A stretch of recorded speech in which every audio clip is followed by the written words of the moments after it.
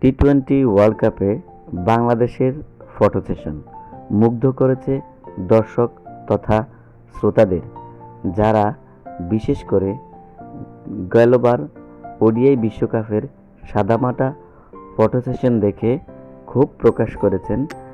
কিন্তু টি-টোয়েন্টি বিশ্বকাপের photo session দেখে মনে হচ্ছে যেন একখণ্ড বাংলাদেশ আমাদের সামনে ধরা পড়েছে এই ক্যামেরার মাধ্যমে।